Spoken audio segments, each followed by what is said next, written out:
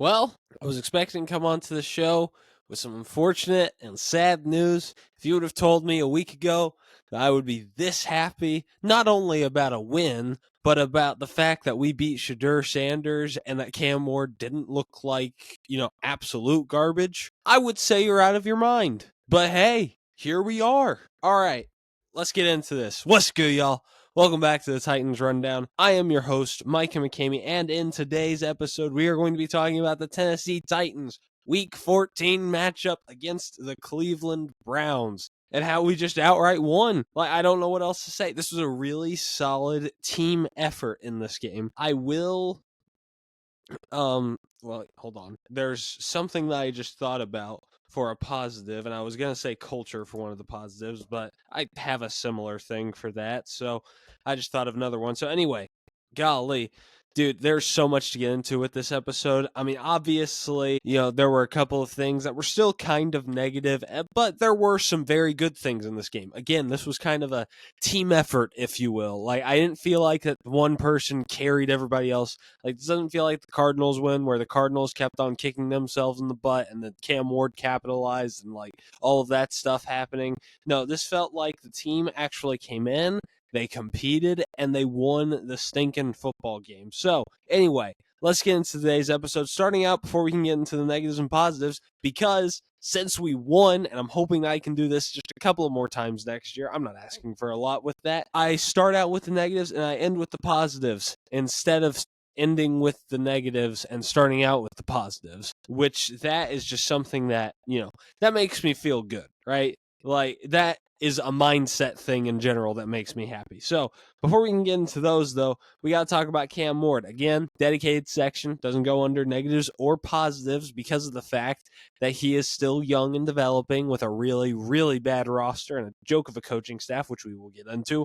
But we got to talk about Cam Ward's performance. He was 14 of 28, 117 yards, 2 touchdowns, 1 pick. It still frustrates me a little bit. If Cam Ward completes that crosser pass to Chimere DK, the conversation about this game is completely different today. All the clickbait accounts they're posting about how much worse Cam Ward was than Shadur, they still post that, but they get a little bit more flack because it's just Cam Ward looks like he has an actual stat line. But that that crosser that he did miss does factor into the fact that people didn't think that he played all that great. And yeah, I'll full on admit it. This was not Cam Ward's best game. Now, it wasn't his worst. It's not even close to his worst. I still think that his first time against the Texans, his game against the Jags, and his first game against the Jags, and his Raiders game were all significantly worse than his game against the Browns. But here's something worth mentioning. He had 2 touchdowns.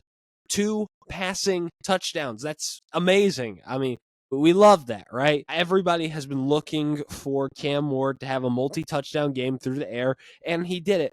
And he did it on a pretty nice throw, too, to Chimere DK. Look, okay, you ask a lot of quarterbacks that you see, that have started to go on to create content, specific, someone like Kurt Benkert, you ask them about that pass, they'll tell you that is one of the more low-key hard passes in football, and Cam Ward completed that. That was big-time stuff. That was a good pass by Cam Ward. He ended up completing a crosser across the middle later in the game, which kind of made up for the Chimere DK miss, so that was nice. But again, it wasn't Cam's best effort, but he did enough, and he had the better third quarter. Look, okay, I'm going to address this now because I would prefer to address it now than get into a rant about it.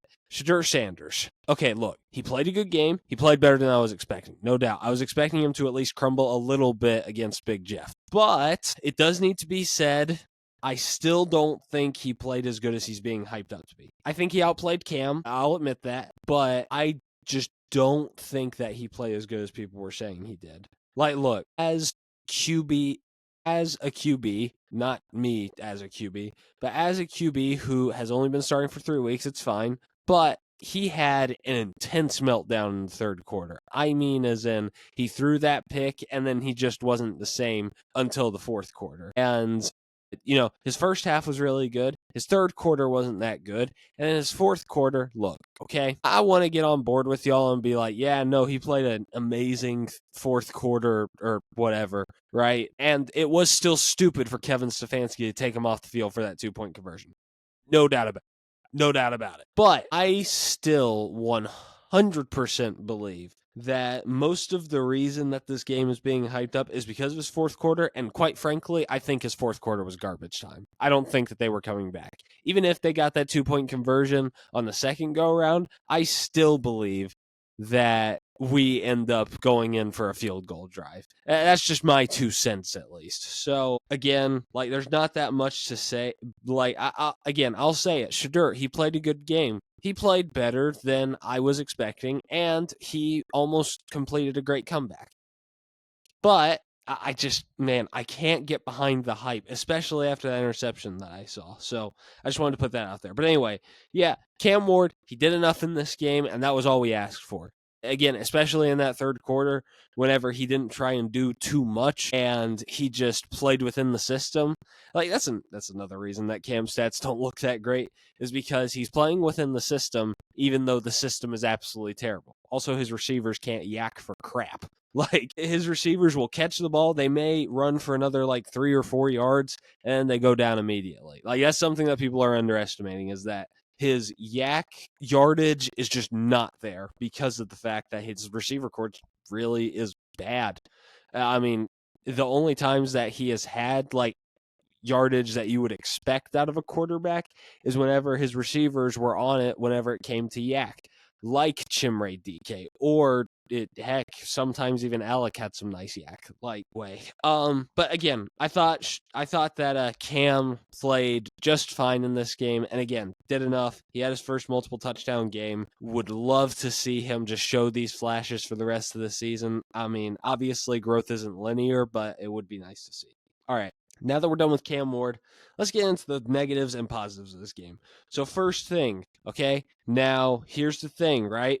There are some things that stay negative, that were negative, that we are not going to go without recognizing. So even after this win, do not forget that this coaching staff is still terrible and that they coached a bad game. Look, okay, Shedeur Sanders, everybody complains about how he has Kevin Stefanski as his play caller, and that's why he's not as amazing. But here's the thing. Kevin Stefanski sabotaging his team, that play calling is better than anything I have seen out of Bo Hardegree all season. Same thing goes for Brian Callahan. Like, I still 100% believe that is just the truth. Kevin Stefanski's play calling yesterday, it wasn't great. Like, no doubt about it, and his decision in the end was a terrible decision, but it's better than anything that I've seen out of this year's coaching staff for the Titans. All right, if that was a play calling game that Kevin Stefanski had for Cam Ward, I would think, who are you and what have you done with the real Bo Hardegree? That is what I would think. Okay, that's the thing that we need to get out of the way first. The other thing is that I hear people crying about the fact, like, I'm so sorry you put your running back in the wildcat formation for a 2-point conversion and he didn't get it and he was actually having a good drive. Shoot, my bad. Yeah, try watching a game against the Chargers where we have 3 of those on 3rd and short. One of them, I believe, was on 4th and short. And we don't get a single one of them. And even after the first 2 times, we still go for it. Don't come at me with the fact that y'all did a wildcat one time taking the ball out of Shedeur Sanders' hands whenever Cam Ward has had the ball taken out of his hands 3 times in a single game against a battered and bruised defense. Although I will say this, it is a good defense. There is a reason that I am writing my article this week on Jesse Minter, if it's not out already. So again, like the coaching. Also, at the end of the game, this is offensive coaching specifically, because I still think that the defense is well coached, and I do think that it should be seriously considered to keep Denard Wilson in building if we hire an offensive-minded coach. Like, I think that is something that Mike McCarthy, if he were to get hired, or Clint Kubiak, or Matt Nagy even, which I don't think that will happen personally, but like if one of these guys were to get hired, I think that is something that they should seriously consider with Denard Wilson. But anyway, then at the end of the game, you run it 3 times in a row whenever the Browns just had a really good offensive drive. That is absolutely just horrendous, right? You cannot run it 3 times in a row with the Browns offense hotter than they've been since the second quarter, I guess. That you cannot leave them, that you cannot give them a chance to go back out on the field. You got to be a little bit more aggressive. And that is the style of Mike McCoy. He coaches to not lose instead of coaching to win, which sometimes coaching to win will lead you to losing. And that's the truth. But I would rather have a play caller that goes full on, does a play action pass on 1st and 10, and it's thrown and it's a pick 6, than watch a play caller who runs it 3 times in a row and doesn't even give his quarterback a chance to, to ice the game, right? That is something that I really didn't like. But again, the coaching, it's just not going to change, right? Like, it's not going to change until the season is over. And hopefully, this coaching, this front office just really finds someone that they really like in the interview process, and we end up with a great coach. I pray that that's the truth, because I do think that this team can get back on the right track quicker than people think. Now, do I think it'll be immediately 11 wins with the right coaching staff? No. But I think that we could be a competitive 7-10 team next year, and then that could evolve into an actual playoff contender the next year, right? I think that if you just get the right coaching staff in there, it can happen. But right now, we're stuck with this coaching staff, and that's just the truth. Okay, next thing, this one was more of a nitpick than anything. The secondary, I actually felt like everybody in the secondary played good besides one player, Darrell Baker. I don't know, man. Like, he had, I think one good pass breakup in this game, but then everything else was just chicken. Like, he was getting burned every single time that Shedeur threw the ball. It seemed like he was throwing it toward Darrell Baker more than he was Chris Harris or Kevin Winston, who was playing out of position alongside Amani Hooker and Xavier Woods. Yeah, can we stress the fact how bad the secondary is, and again, this is why I say that Bernard Wilson, I think, is a good coach. It's because of the fact that secondary has been absolutely terrible player-wise, and that it's actually been okay, right? Like, it hasn't been backbreaking or anything, but it's been fine. So anyway, I just wanted to put that out there. But Darrell Baker, not really his best game.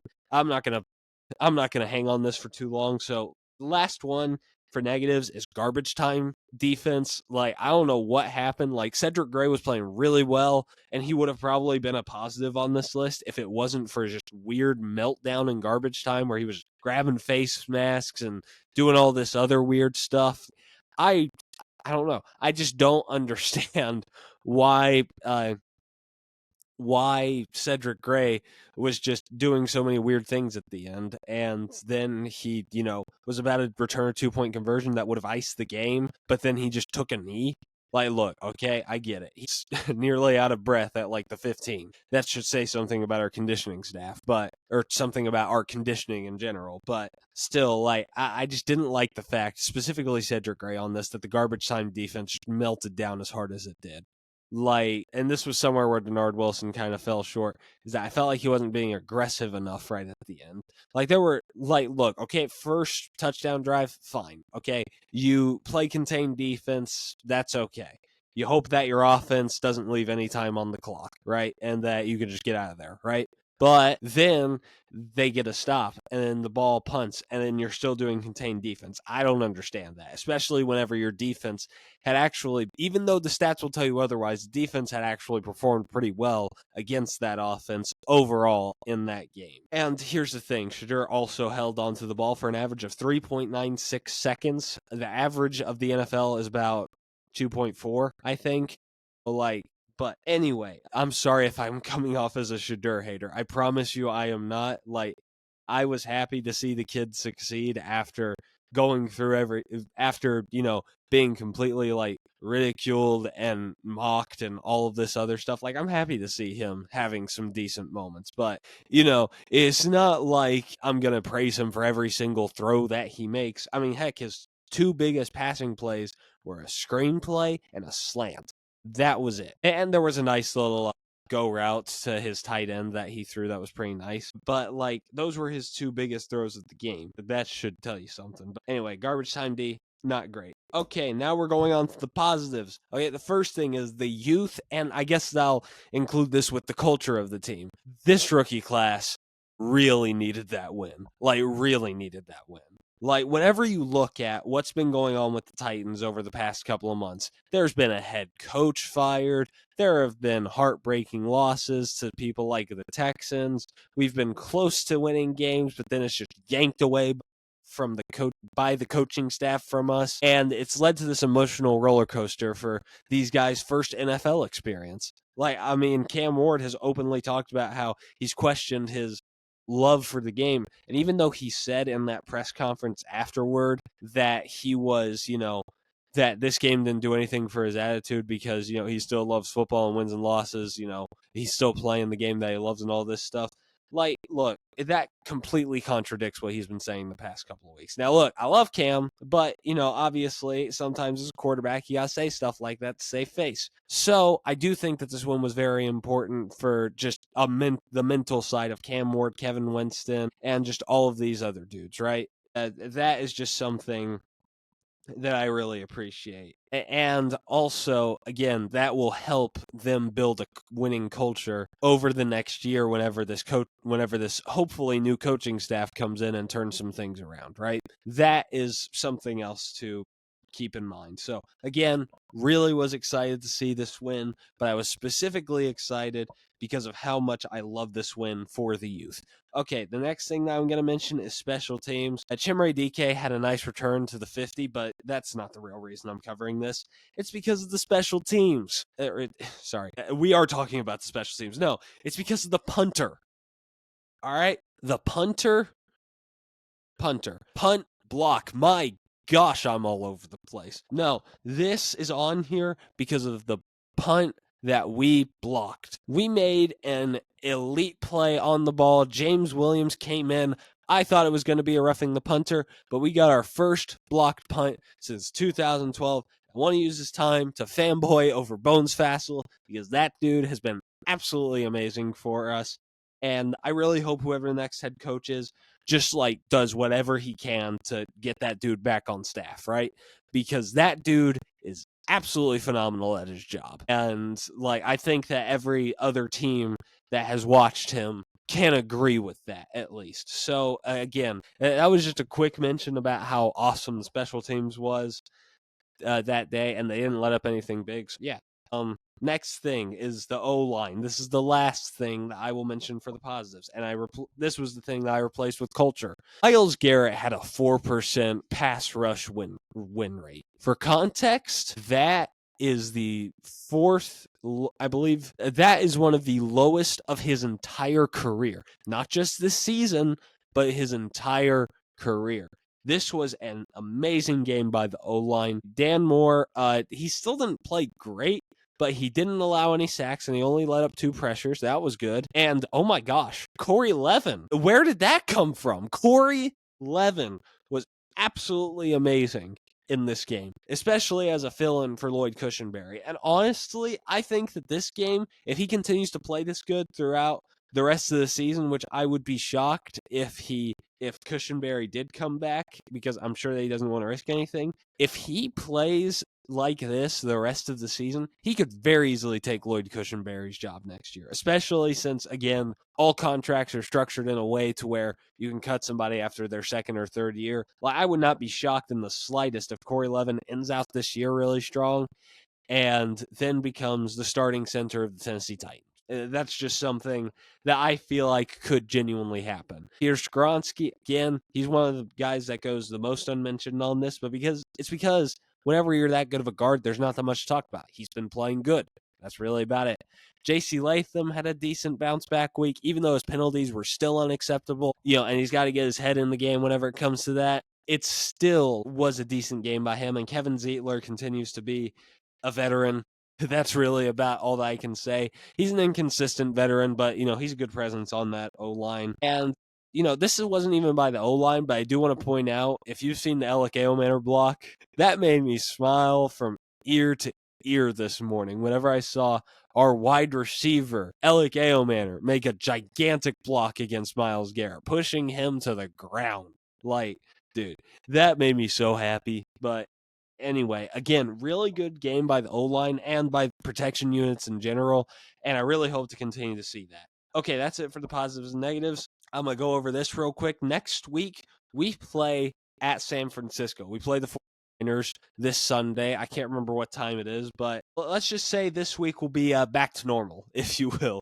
We are not going to beat the Niners, especially with them at home. Brock Purdy or Mac Jones, whoever it is, will probably cook up our defense. Kyle Shanahan is going to run laps around our guy Denard Wilson, even though I do like him. There's no denying whenever you have a solid defensive mind versus an amazing offensive mind, the amazing offensive mind is going to win most of the time. Then also Robert Saleh. Are you kidding me? He's going to coach circles around Bo Hardigree and Mike McCoy. Are you kidding? And this is again, like I said with Clint Kubiak whenever we played the Seahawks, like I said with Jesse Minter whenever we played the LA Chargers, like I said with the Jags whenever we did Anthony Campanile. This is an audition game for Robert Saleh. If his defense performs, maybe he'll have a shot at it in January or February, right? But if he doesn't, then who knows? But, I don't think this will be a win, and honestly, I hope that it isn't. I was fine with being Shedeur. That was the one game that I was just like, okay, if there's going to be a game that we win this season to get us out of the number 1 overall pick, it's this one. And, well, it is. So I'm really hoping that we can kind of lose. There's part of me that's hoping that we can lose out, right? And pray that the Raiders just out of nowhere get some big win, whether it's against the Giants or somebody like that. Again, the Giants play the Commanders, so the hope is that the Giants beat the Commanders and then the Raiders beat the Giants, and then we get back into that first overall pick, right? That would be absolutely huge. But again, as long as the youth of this team, as long as they keep showing flashes for these next 3 or 4 weeks, I am completely fine with whatever happens, right? As long as the youthful pieces show qualities of leadership, hard work, and just really good play out on the field, I will be completely fine with the way that this season ends, even if we were to win out and lose a good draft pick. And potentially higher. Well, okay. I wouldn't be okay with it if they played good enough to get Mike McCoy a job. That would be a problem. But anyway, that's it for today's episode. I have Instagram and Twitter under the Titans Rundown if you want to go check those out. And again, I'm writing articles for Music City Miracles right now. So if y'all want to go check those out, then hey, I'll have those linked in my description. And for people listening over podcasting, I have a YouTube channel where I post head coaching profiles. So if you want to go see that, then I'll also have that linked in the description for podcast only. But anyway, that's going to do it all for me. This has been a rundown of your Tennessee Titans. I love y'all, and tighten up.